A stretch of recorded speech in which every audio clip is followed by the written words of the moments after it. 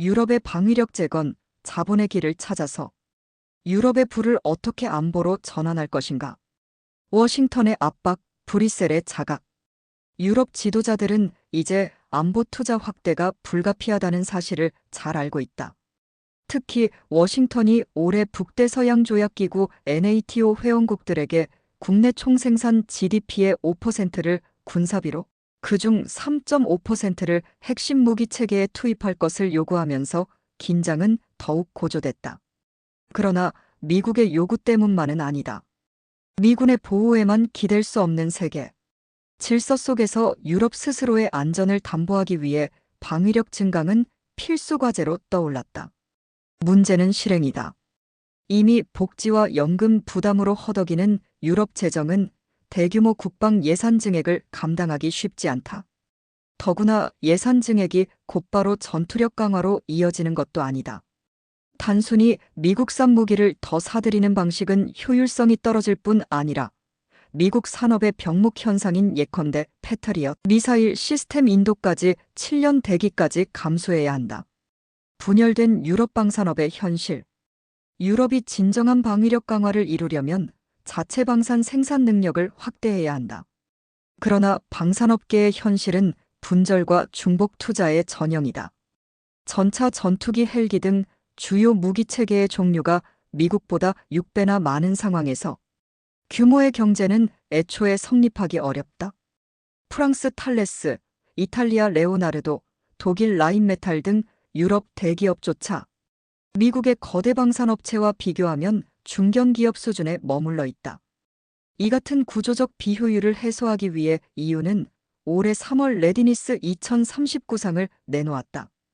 회원국 차입을 EU가 보증해 약 1,750억 달러를 조달하고 이를 민간 투자까지 끌어들여 최대 9,400억 달러 규모의 방산 투자로 연결한다는 청사진이다. 차기 EU 예산안에는 7년간 1,500억 달러 추가 국방 투입도 담겼다. 하지만 여전히 부족하다. 예산의 규모뿐 아니라 산업 통합 문제를 풀지 못하면 수십 년간의 방위력 공백을 메우기 어렵다. 부의 잠금 장치를 해제하라. EU는 미국보다 3배 많은 39조 달러 규모의 민간 저축을 보유하고 있다. 대부분 현금 예금에 묶여 활용되지 못하는 자산이다. 이를 방위력 증강으로 전환하려면 투자 규제 완화와 금융시장 통합이 필요하다. 문제는 사회적 낙인이다. ESG 환경 사회 지배구조 기준이 방산 투자 자체를 금지하지는 않지만 많은 유럽 금융기관은 이미지 리스크를 우려해 무기 산업을 포트폴리오에서 배제한다. 미국과 비교하면 차이가 뚜렷하다. 2021년 기준 무기 관련 투자를 제한받는 자산 비중이 유럽은 14%에 달했지만 미국은 1%에도 미치지 못했다. 변화의 신호도 있다. 유럽 투자은행 EIB은 20년 넘게 국방 투자를 금지해왔지만 올해 3월 이중용도 듀얼 유스 프로젝트에 한해 제한을 완화했다. 다만 여전히 무기 탄약 생산에는 직접 투자하지 않는다.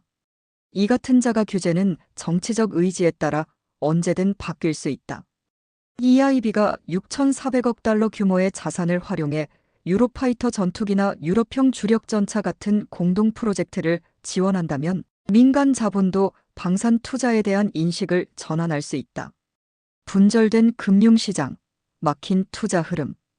유럽은 공통 통화 유로를 쓰지만 금융 규제는 각국이 따로 관리한다. 은퇴자금과 저축은 국경을 넘지 못한 채 제자리에 머물고 이는 자본시장의 깊이를 제한한다. 미국에서 기업 자금 조달의 75%가 자본시장에서 이뤄지는 반면 EU는 정반대다. 기업들은 은행 대출에 의존하다 보니 방산 스타트업이나 혁신 기업이 자금을 확보하기 어렵다. 우크라이나 전쟁이 보여준 것처럼 드론 등 신속한 혁신 무기 생산에는 유연한 조달 시스템과 벤처 투자가 필수적이다. 하지만 유럽 벤처 캐피털 시장은 미국의 6분의 1 규모에 불과하다.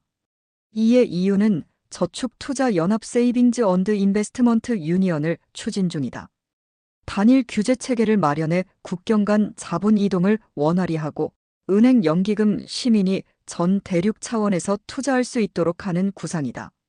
2015년 첫 제안 이후 답보 상태였으나 2024년 마리오 드라기와 엘리코 레타 전 이탈리아 총리의 경쟁력 보고서를 계기로 다시 추진력을 얻었다. ECB도 적극 지지하며 내년 중 가시화 가능성이 커지고 있다. 유럽형 국방 채권의 등장. EU 차원의 공동 차입, 이른바 유럽 국방 채권은 단기간 대규모 자금을 조달할 가장 현실적인 수단으로 꼽힌다. 드라기 전 총리가 제안한 8천억 유로, 약 9,500억 달러 규모의 공동 차입이 대표적이다.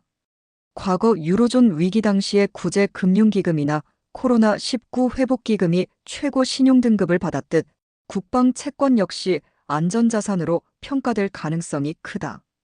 공동 차입은 독일, 네덜란드, 그리스, 스페인 등 회원국 간 재정 위험 분담 논란을 불러올 수 있다. 그러나 개별 국가가 감당하기 어려운 차입 부담을 분산하고 투자자들에게 안정적인 수익을 제공하는 효과는 무시하기 어렵다. 결론적으로 과감한 개혁 없이는 안전도 없다. 유럽은 오랜 기간 국방 투자를 미뤄왔다. 국방정책의 파편화, 예산 확대에 대한 주저, 금융시장 비효율이 유럽을 취약하게 만든 주범이다. 이제는 달라져야 한다. 저축투자연합 구축, 금융은행 규제 통합, 유럽투자은행의 역할 전환, 그리고 공동 국방채권 발행이 결합할 때만 유럽은 방산 산업을 키우고 혁신 기업을 살리며 군사력 재건을 실현할 수 있다. 위험한 시대, 안전을 사는 데는 대가가 따른다. 지금 필요한 것은 점진적 조정이 아닌 대담한 개혁이다. 그것이야말로 유럽을 지키는 유일한 길이다.